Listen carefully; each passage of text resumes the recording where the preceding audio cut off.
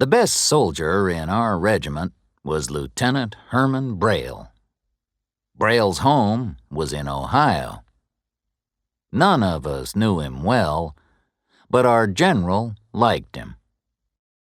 Lieutenant Braille was a tall and handsome man. He had gray-blue eyes and long blonde hair.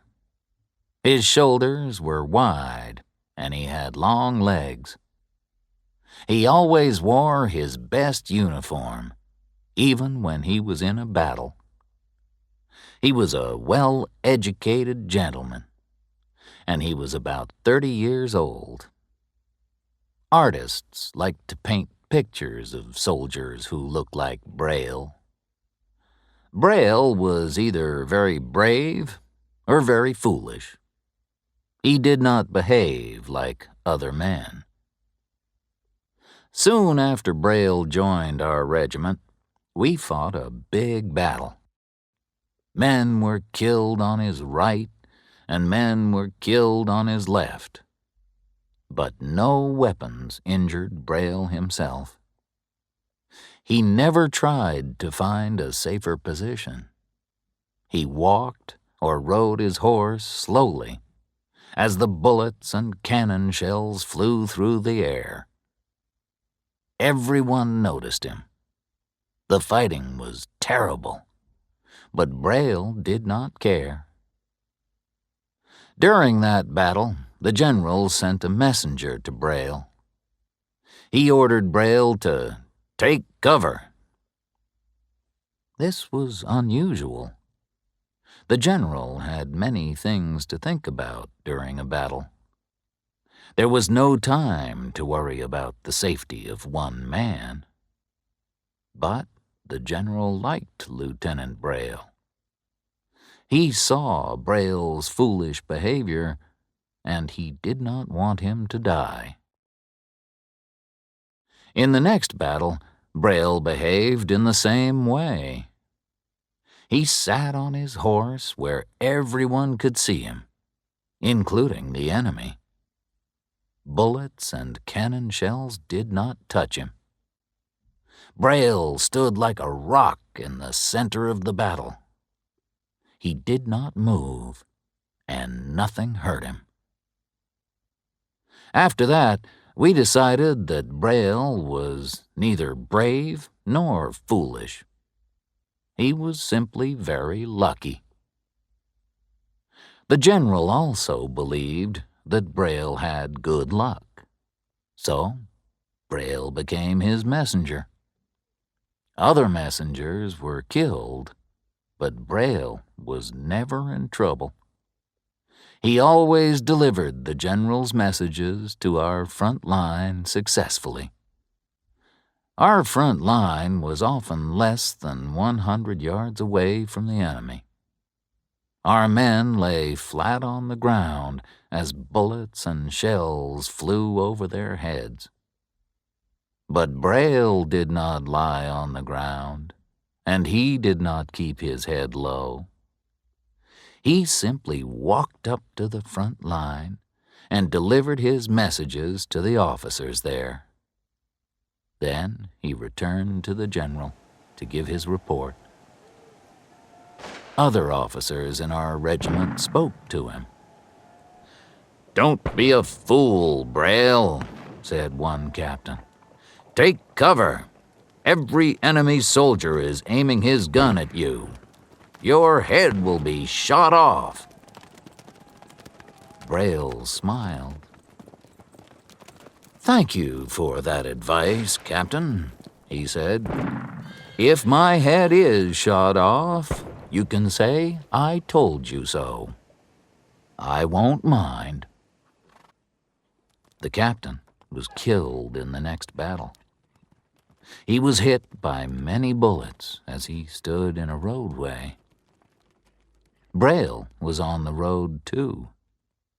He was going to deliver a message. He got off his horse and pulled the captain's body to the side of the road. The enemy was still firing its guns. Braille placed the captain's body carefully on the ground. He put the captain's hat over his face. Then he got back on his horse and delivered the message. After that day, everyone liked Lieutenant Braille. Braille was brave and foolish and lucky.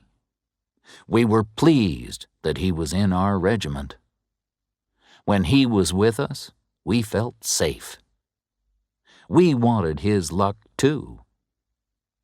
But Braille could not be lucky forever. He was lucky now, but luck does not last. The regiment reached Rasaka in Georgia. There was only one obstacle between us and the state capital, Atlanta. The enemy had built a line of earthworks at Rasaka. The Confederates were behind these earthworks. They were going to stop us reaching Atlanta. The earthworks ran through flat, empty ground and along the top of a ridge. There were trees at each end of the flat ground. Our regiment stopped moving forward, and we camped. We knew that we were in a good position. Our picket line was in the shape of a half circle. It went between the two groups of trees. In front of us, there was a big field. The ground was soft and wet and had many stones. It is the kind of rough ground that horses cannot cross easily. The trees were not a problem.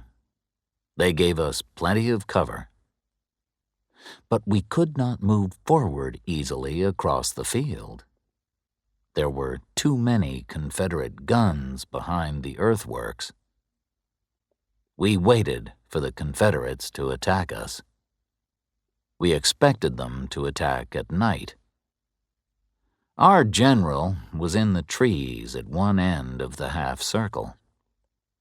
He wanted to send a message to Colonel Ward, who was at the other end of our picket line. The general spoke to Braille. "Lieutenant, take this message to Colonel Ward," he said. "Tell the colonel to move his men forward. They must get closer to the enemy's earthworks.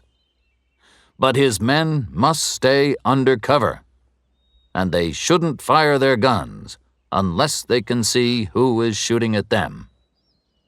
You may leave your horse here." Maybe the general's order was not clear. Lieutenant Braille heard the first part, but he did not listen to the last part. Braille took no notice of the words, "You may leave your horse here." The general wanted Braille to walk through the trees and deliver his message. This would take longer, but it was safer. A straight line is the shortest distance between two places. Braille went the shortest way. He got onto his horse, rode out of the trees, and across the rough field. He rode in front of the enemy's guns. "What is that fool doing?" shouted the general. "Stop him!" A cavalryman rode after Braille. 10 seconds later, both the cavalryman and his horse were dead. Their bodies were torn open by hundreds of bullets. Braille did not stop or turn around.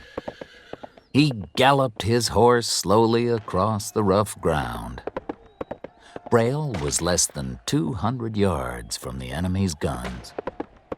He smiled as he rode through the smoke and bullets.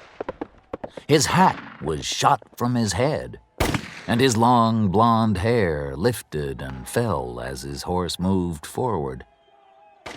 Braille sat straight in the saddle. He was holding the reins gently in his left hand. His right hand was down at his side. He looked very handsome and brave and foolish.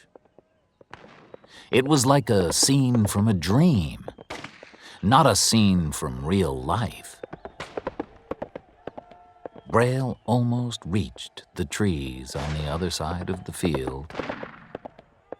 Why had none of the bullets hit him? I do not know.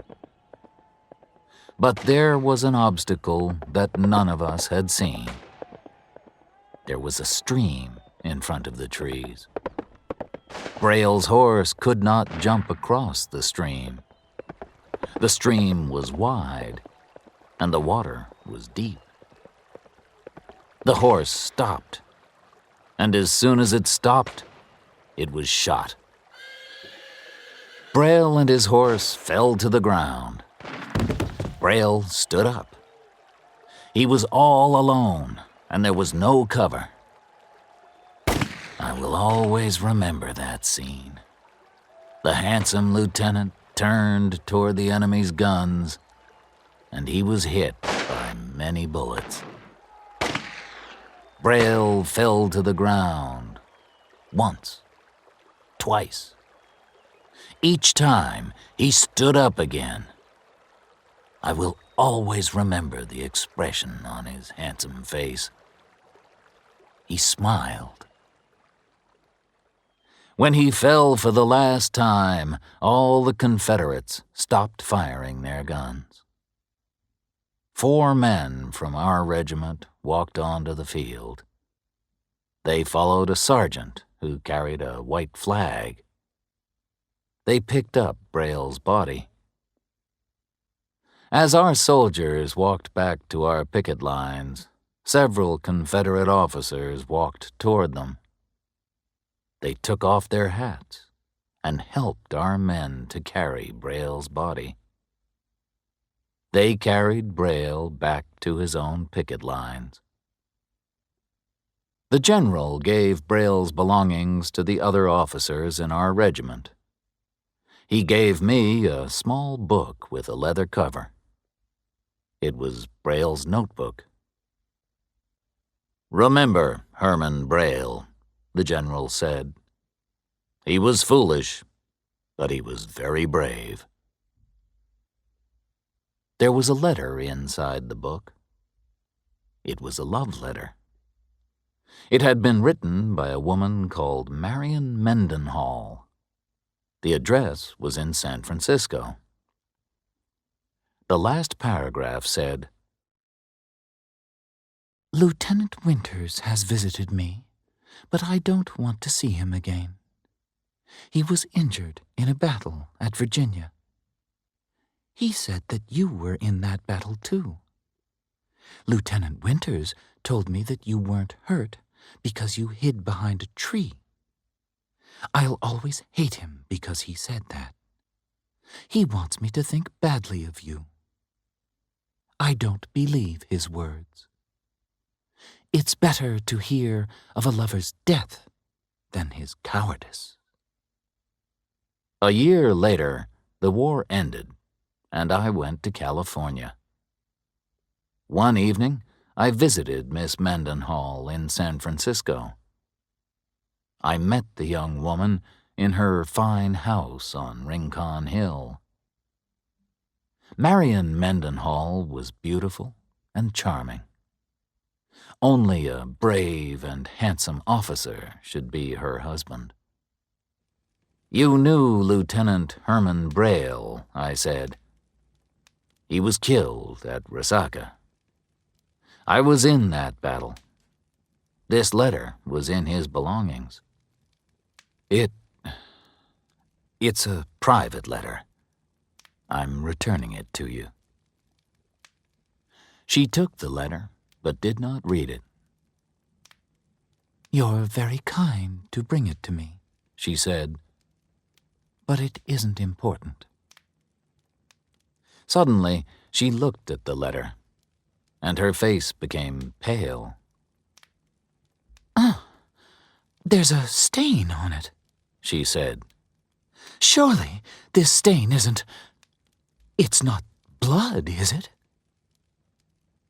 "Madam," I said, "I'm sorry, but that is the blood of a very brave officer." It was a cold day. A fire was burning in the fireplace. Marion Mendenhall threw the letter into the flames. "I cannot look at blood. It makes me ill," she said. "How did Herman Braille die?" I stood up. I was shocked. The letter meant nothing to Miss Mendenhall. But it had been written to a brave man who I had liked. I could not save the letter from the fire. It was completely destroyed. Miss Mendenhall repeated her question. "How did he die?" she asked. She turned her face toward me. The light from the burning letter shone in her eyes. Now her cheeks had become red. The color reminded me of the stain on the letter. She looked very beautiful. "He was